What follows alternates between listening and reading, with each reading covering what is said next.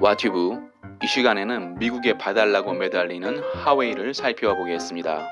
미국이 중국 하웨이로 가는 반도체를 제재한 지 한 달도 안 돼 하웨이가 반도체 제재를 풀어달라며 미국에 고개를 숙였습니다. 미국은 9월 15일부터 중국 하웨이로 가는 반도체 중 미국 기술이 조금이라도 포함되어 있다면 반드시 미국 허가를 받아야 한다고 발표해 사실상 중국 하웨이로 가는 반도체를 막았는데요. 하웨이는 미국 반도체 제재가 시작하는 9월 15일 이전 며칠 동안 대만에 전세기를 보내 반도체를 사재기 할 정도로 반도체 재고를 늘려왔습니다. 하웨이 반도체 재고는 길게는 2년, 짧게는 6개월 정도로 예상돼 내년 3월부터는 새로운 핸드폰 공급부터 어려울 것으로 예상됐습니다. 하지만 하웨이는 예상보다 훨씬 이른 9월 23일 상하이에서 열린 글로벌 ICT 컨퍼런스에서 미국 반도체 기업인 퀄컴이 칩을 준다면 하웨이 스마트폰 핵심 부품으로 쓰겠다고 공개 제안했습니다. 구오핑 하웨이 순환 회장은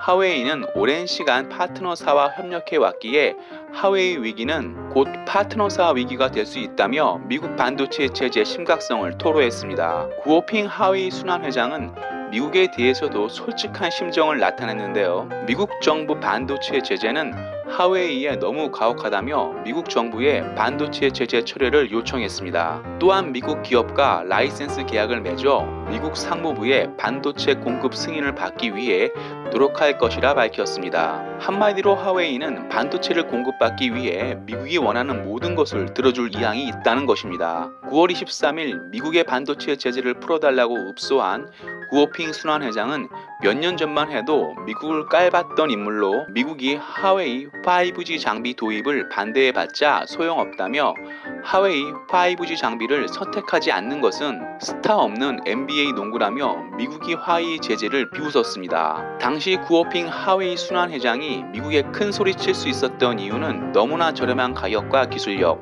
그리고 미국 반도체 기업이 14억 중국 시장을 포기할 리 없다는 이유였습니다. 실제로 전 세계에서 반도체를 가장 많이 수입하는 나라가 중국입니다. 하지만 하웨이 수뇌부가 망각하고 있었던 것이 있었습니다. 그것은 반도체 원천 기술이 미국에 있다는 것과 중국 반도체 제재는 단순한 돈 문제가 아니라 패권 전쟁이라는 것입니다. 미국 정부는 아예 미국 소프트웨어를 이용해 생산된 반도체도 하웨이에 납품할 수 없도록 해 중국 반도체 자체 생산은 꿈도 못 꾸게 했습니다. 9월 15일부터 저승사자 같은 미국 상무부는 하웨이 반도체 공급을 쥐락펴락하면서 하웨이 A를 태우고 있습니다. 미국을 깔봤던 중국 하웨이는 예상보다 빨리 항복하고 미국의 반도체를 달라고 매달리고 있지만 하웨이가 원하는 만큼 반도체를 공급받기는 어려울 것입니다. 미중 무역 전쟁을 설계한 월버로스 장관이 이끄는 미국 상무부는 미국 반도체 기업 데미지를 최소화하기 위해 반도체 공급을 쥐락펴락하면서 서서히 하웨이 목을 조를 것입니다. 마티우 마치겠습니다. 유익했다면 구독, 좋아요, 회원 가입 부탁합니다.